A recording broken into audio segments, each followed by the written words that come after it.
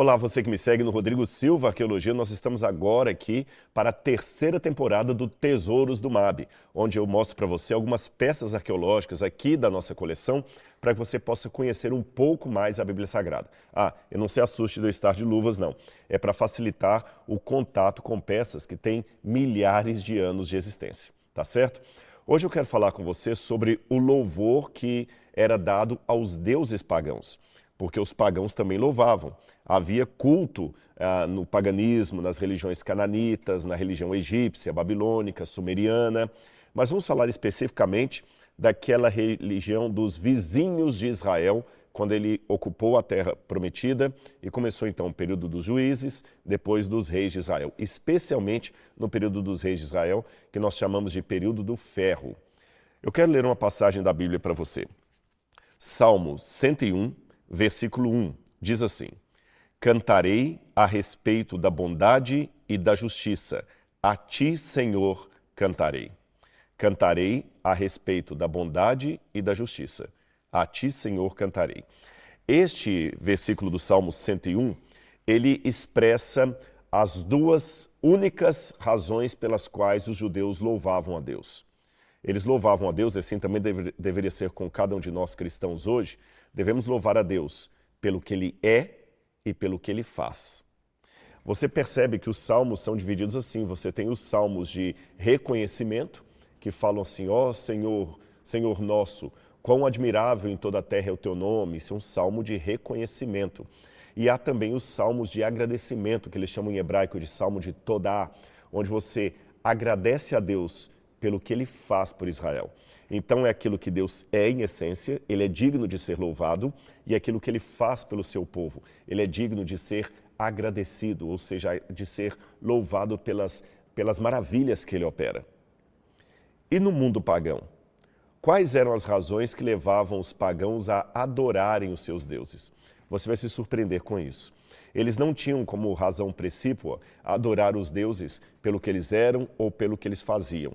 Mesmo porque a negociação entre um adorador pagão e o seu Deus era muito de escambo, vamos dizer assim. Era um toma lá da cá. O Deus promete algo e você faz algo para a divindade. Então a divindade fica satisfeita, ele paga aquilo que você merece. Então seria mesmo um comércio. Na religião judaica não havia isso. Deus amava o povo de maneira graciosa. Então vou dar um exemplo para você. Enquanto Deus dizia para Israel: eu tirei você da terra do Egito, da terra da servidão, e só depois que Jesus tirou Israel do Egito é que Moisés desceu com a tábua dos 10 mandamentos. Veja que interessante. As ordenanças de Deus chegaram para Israel depois do livramento. Não que os mandamentos de Deus não existissem antes disso. A Bíblia fala que Abraão conhecia as leis do Senhor. Na época do patriarcal, você tem os patriarcas reconhecendo algumas coisas como sendo erradas aos olhos de Deus. Porém, em termos materiais, eu estou falando das 2 tábuas dos 10 mandamentos, estas só foram entregues por Moisés depois que o povo saiu do Egito. Ou seja, a ordenança veio depois do livramento. A ordenança não é algo que vai modificar, que vai preparar o povo para o livramento. Em outras palavras, Deus dá ordens para um povo que já está liberto por Ele. Aqui nós temos uma teologia da salvação muito interessante. Para ficar claro para você, eu não estou falando que as leis de Deus passaram a existir apenas depois do Sinai. Abraão já conhecia as leis de Deus, ele sabia que era errado entregar a sua esposa para Faraó, que aquilo era adultério. Caim sabia que estava errado matar o seu irmão. São mandamentos que estão no Decálogo. Então você vê que essas leis já estavam antes ali no período patriarcal. Porém, quando Deus tirou o povo do Egito, Deus não chegou para eles e falou assim: olha, eu vou dar para vocês 10 mandamentos, se vocês cumprirem os 10 mandamentos, aí eu tiro vocês do Egito. Não. Ele libertou o povo e só depois disso falou: agora cumpram as minhas leis, para benefício de vocês. Se fosse no mundo pagão, a história era outra. Primeiro, a divindade ou as divindades davam ordenanças às pessoas e diziam: se você cumprir isso, isso, isso, eu vou te dar aquilo de presente. Aí eles faziam sacrifícios até humanos, como você vai ver em alguns casos ali mencionados até na Bíblia Sagrada e também na literatura cananita que a gente tem encontrado pela arqueologia. Ficou claro isso para você? Mas eu ainda não respondi a pergunta. Se não havia um ato de graça por parte dos deuses pagãos, por que então eles adoravam esse Deus? Não era em reconhecimento aos seus atos, nem à sua bondade, ou a quem ele é. Por que eles adoravam? Aqui vem um segredo que vai talvez chocar muitos de vocês. Os pagãos adoravam seus deuses para seduzi-los. Isso mesmo. Quando eles cantavam e praticavam cultos de sacrifício aos deuses pagãos, eles tinham a ideia que eles deveriam fazer na terra uma espécie de teatro, e os deuses lá do alto do monte ou do ambiente dos deuses, eles viam aqui na terra esse ambiente de teatro e ficavam tão admirados que depois disso faziam o que o povo pedia. Lembra quando aquela moça sedutora dançou perante Herodes e Herodes ficou tão assim seduzido pela dança dela, dança sensual, que Herodes falou assim: menina, se você pedir a metade do meu reino, eu te dou agora. Seria mais ou menos essa ideia que nos tempos do Antigo Testamento os pagãos queriam emplacar na sua adoração aos deuses. Eles queriam seduzir os deuses através da sua liturgia. E você sabe, como os deuses pagãos eram nada mais nada menos que uma cópia barata das mais vis paixões humanas, o que seduz o ser humano mais do que sexo, violência, derramamento de sangue? Pode olhar, vamos pegar Hollywood, por exemplo. Quais são os filmes que fazem mais sucesso? Não são os filmes que apresentam lições de moral, caráter, princípios éticos, religiosos, não. São filmes que mostram carro capotando, explosão, sangue para todo lado e muita sensualidade. Sexo e violência é o que mais faz fama no cinema. Também os pagãos tinham essa receita milênios atrás. Tanto é que uma das divindades cananitas mais apreciadas por eles era essa senhorita aqui, olha. O nome dela, Áxera. Em português, costumamos dizer, às vezes, Azera. Áxera, ou Azera, como você pode ver nessa estátua, ela está segurando os seios, o que era uma postura de muita sensualidade e também maternidade. Ela era a deusa mãe, a deusa que não apenas amamentava, como também seduzia. Quase todas as imagens de Áxera que nós temos, há outros modelos, a Áxera está nua, com a genitália à mostra, com os seios também assim sendo destacados, sensualidade. E os cultos que havia nessas regiões eram cultos regados a bastante derramamento de sangue. Em alguns casos, inclusive, sacrifício humano. Quando houve a reforma religiosa em Israel, 3 reformas religiosas, na verdade, 2 em Judá e 1 em Israel. Uma reforma religiosa feita por Jeú, em Israel, e em Judá, 2 reformas religiosas, uma feita por Josias, a outra feita por Ezequias. Eles mandaram quebrar todas as estátuas de Baal, de Áxera, que havia pelo país. Não é por menos que nós encontramos muitas estátuas dessa, fragmentadas, não inteiras como esta. Eu tenho aqui alguns exemplares para você ver, por exemplo, essa aqui, que está no nosso museu, todas são originais, só foi encontrada a cabeça. É muito comum encontrar apenas a cabeça dessa estátua. E muitos arqueólogos acreditam que quando encontramos o pedaço dela fragmentado dessa maneira, porque há um padrão, sempre a cabeça quebrada, inteira, porém quebrada. Esse padrão demonstra que essas estátuas foram quebradas de propósito. É como se alguém chegasse e fizesse assim, eu não vou pegar a contramão, você entendeu o movimento? E quebra a cabeça para dessacralizar aquela imagem. Então, assim, nós encontramos cabeças partidas. A cabeça está inteira, como você está vendo, mas ela foi rompida, quebrada aqui embaixo. Eu tenho outro exemplar aqui no museu que eu posso mostrar para vocês. Olha esse aqui também. É uma cabeça da Áxera, quebrada também, aqui embaixo, mas a cabeça está inteira. Existia também uma forma de representar a Áxera, às vezes no formato de um pássaro.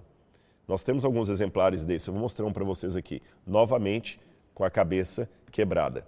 Veja que aqui ela tem o formato de um pássaro. A pessoa pegava com os 2 dedos, molhava a argila e apertava a argila aqui, fazendo a cabeça de um pássaro. Também a Áxera. A gente acredita que esses exemplares quebrados que eu mostrei são o resultado das reformas religiosas de Josias, de Ezequias ou de Jeú. onde eles mandaram quebrar as estátuas dos deuses, porque havia muito culto pagão ali mesmo em meio a Israel. Israel houve momentos de sincretismo religioso ou quebra da aliança com o Senhor Deus em que eles adoravam esses deuses. Agora, olha que interessante. O culto cercado de orgia e violência era mais interessante que o culto cercado apenas de liturgia piedosa e ética de Javé ou de Yahweh. O povo não queria isso. Assim como também acontece hoje, é mais gostoso para muitas pessoas assistirem um filme Velozes e Furiosos do que ir a uma igreja e cantar um hino em louvor a Jesus. É triste a realidade, mas o paganismo que seduziu os hebreus no passado ainda está presente hoje. Voltando à prática pagã. Então eles acreditavam que tendo um culto regado a violência, promiscuidade, atos libidinosos, os deuses também ficariam seduzidos por aquela cena, por aquela encenação, e depois disso estariam prontos para atender qualquer coisa que o povo pedisse. À semelhança do famigerado Herodes, que virou para a menina sedutora, a dançarina, e falou: eu daria metade do meu reino para você. Percebeu como era o culto pagão? Assim que eles adoravam os deuses. E um instrumento que eles usavam muito, nós temos sempre esse instrumento associado à Áshera, é um chocalho como esse que eu tenho na mão. Olha aqui. Estão vendo um barulhinho de 2.800 anos. É lógico que havia outras pedrinhas aqui dentro que faziam a percussão ficar mais interessante do que eu mostrei aqui agora. E esse instrumento, ele tinha uma função especialmente de produzir um êxtase nos profetas que estavam ali, ou até mesmo nas sacerdotisas. Há uma coisa que eu esqueci de mencionar: normalmente nesses cultos pagãos, cheios de orgias, eram mulheres que faziam papel.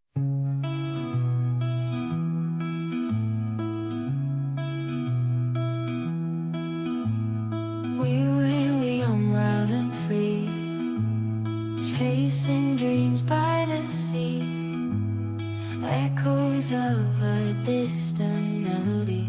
In the nights, just you and me.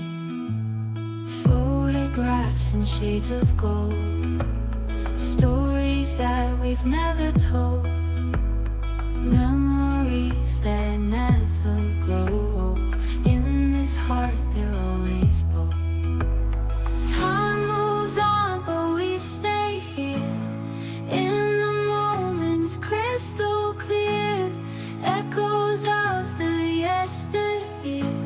In our hearts we hold them near. Fading memories in the light, lost in whispers of the night. In the silence we take flight, holding on to what feels right. Walks through streets of neon glow, silent whispers, tales of woe. In the dark our secrets show. In this art our love will grow. Time moves on, but we stay here. In the moments crystal clear, echoes of the yesteryear. In our hearts we hold them near. Fading memories in the light, lost in whispers of the night. In the silence we take flight, holding on to what feels right. In the twilight, shadows play, awful whispers, tales of woe. In the hearts we find our say, in the dawn we'll never stray. Fading memories in the light, lost in whispers of the night. In the silence we take flight, holding on to what feels right. As the days turn into years, through the laughter, through the tears. In the echoes all our steers,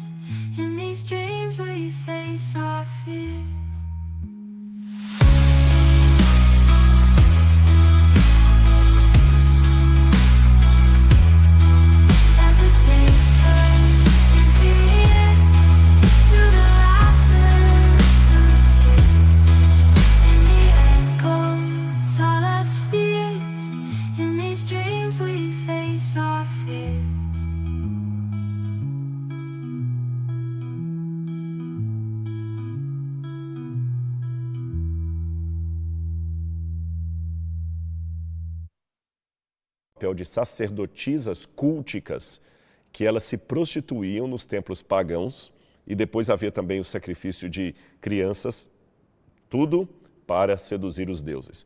E esse tipo de instrumento, ele era muito comum nos cultos a Áshera.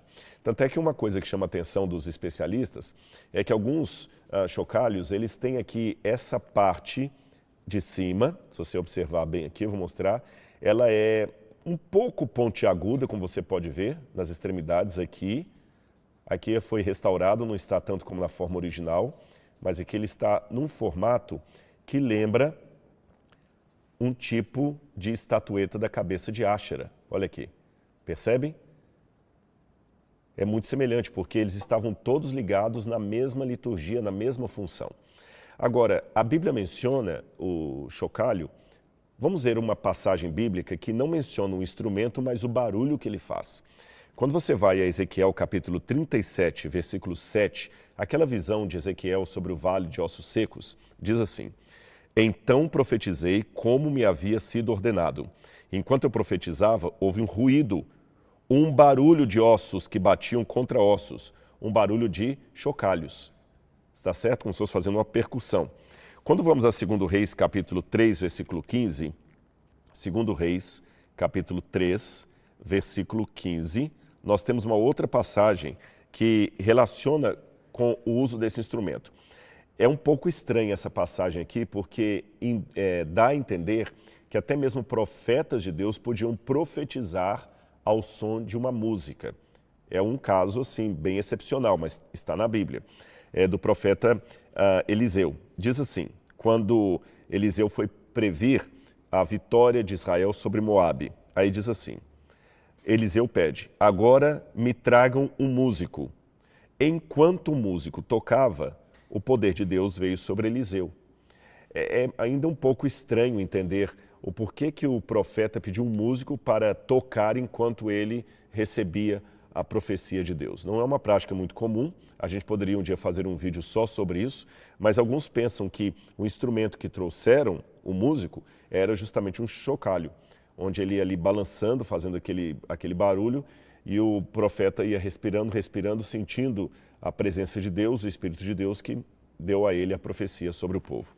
Mas há uma outra passagem, essa é a única da Bíblia que parece, talvez, mencionar o chocalho. É 2 Samuel, capítulo 6, versículo 5. Segundo livro de Samuel, capítulo 6, versículo 5. Quando diz que a Arca da Aliança foi levada para Jerusalém, diz assim, Davi e toda a casa de Israel se alegravam diante do Senhor, com todo tipo de instrumento, de madeira de faia, com harpas, liras, tamborins, pandeiros, símbolos. Onde está escrito aqui pandeiros, menanim, em hebraico, menanim, alguns acham que a melhor tradução seria sistros, ou sistrum. O sistro é justamente uma espécie de chocalho.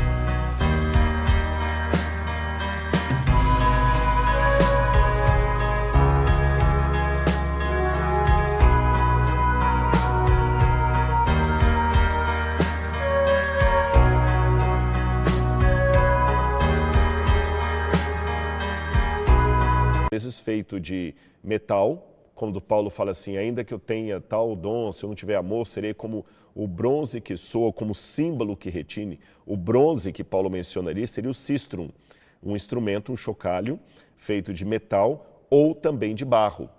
Então aqui alguns pensam que a melhor tradução seria Davi e toda a casa de Israel se alegravam diante do Senhor com todo tipo de instrumento de madeira de faia, com harpas, liras, tamborins, chocalhos ou cistros, e címbalos. Aqui na minha tradução da Almeida, eles colocaram como pandeiros. Bom, porque o pandeiro também você bate e tem aqueles pratinhos ali de metal que vão fazendo o barulho semelhante ao do chocalho. Agora que você aprendeu isso a partir desses elementos da arqueologia, uma pergunta a gente deve fazer. Por que nós adoramos a Deus? Como apresentamos o culto que é realmente agradável ao nosso Deus? Apresentamos como os hebreus deveriam apresentar, reconhecendo a Deus como grandioso e bondoso? Estamos louvando a Deus da maneira correta, pelo que Ele é e pelo que Ele faz? Ou estamos querendo adorar a Deus da maneira pagã, seduzindo-o com uma prática cheia de princípios e atividades que não agradam a santidade de Deus? Algo a se pensar, algo a se refletir. Espero que você tenha gostado dessa curiosidade e fique conosco porque em breve, semana que vem, teremos outra curiosidade aqui no nosso Tesouros do MAB. Até lá!